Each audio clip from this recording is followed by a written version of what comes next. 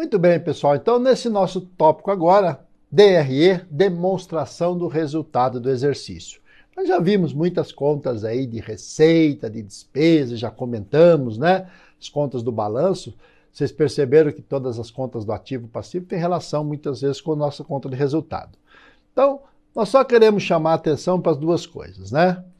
Então, a própria lei 6.404 já nos traz aí. A demonstração do resultado deverá discriminar a receita bruta das vendas ou dos serviços, deduções, os abatimentos e os impostos. Então, capricha aí na sua demonstração de acordo com o seu plano de contas, né?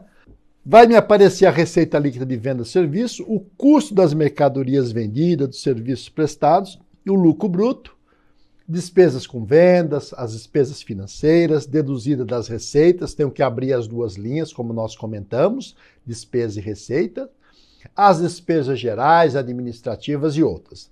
É assim a estrutura da nossa famosa DRE, que para mim é o melhor instrumento de gestão de toda e qualquer empresa. Pode ser o MEI, pode ser uma empresa do lucro real. Qualquer uma delas, a DRE bem feita é bem bacana, colunada mês a mês, dá um poder de análise muito forte de gestão. Então, quando nós falamos em fechamento de balanço, nós estamos falando da nossa DRE mês a mês, do nosso balanço mês a mês, né? Vai me apresentar o lucro operacional e as outras receitas e despesas, conforme a Lei 11.941. O resultado do exercício antes do imposto de renda e da contribuição social. Vamos calcular o imposto de renda e da contribuição social. Aí eu vou ter as participações. Aqui no caso, para as empresas tributadas pelo lucro real, né? Para as SAs, melhor dizendo, Sociedade Anônima. Aí você tem as participações que é depois do lucro líquido. Você tem debenturistas, empregados, administradores, partes beneficiárias. Você vai reduzindo cada uma delas, tá? Isso para as SAs.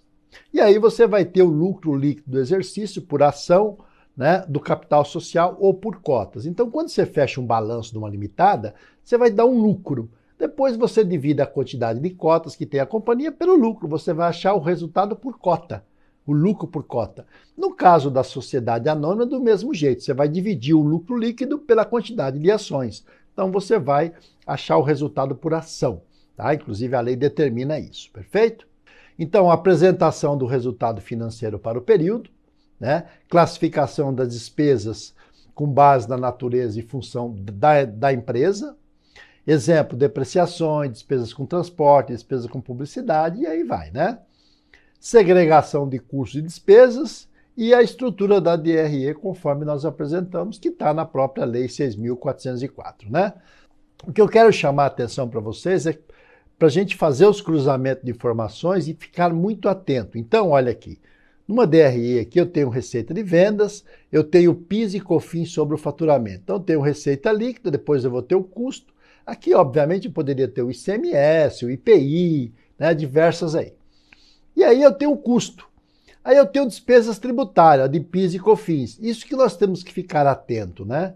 Aí outras receitas operacionais, a renda financeira, despesas, receita de juros, descontos obtidos, aquilo que nós colocamos lá no plano de contas de uma maneira analítica, né? Então, olha só o que nós chamamos a atenção. Cuidado, porque eu tenho PIS e COFINS aqui, uma empresa do lucro real, 7,65 sobre os 10 milhões, e vou ter PIS e COFINS sobre as minhas receitas financeiras, que a alíquota é diferente. Então, olha só, a minha receita financeira foi de 100, que é 50 aqui de aplicação e mais receita de juros, perfeito?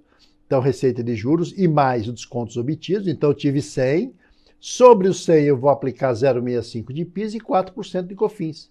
Então, a boa classificação ajuda a gente a fazer isso no fechamento de balanço, né? Mês a mês e anual.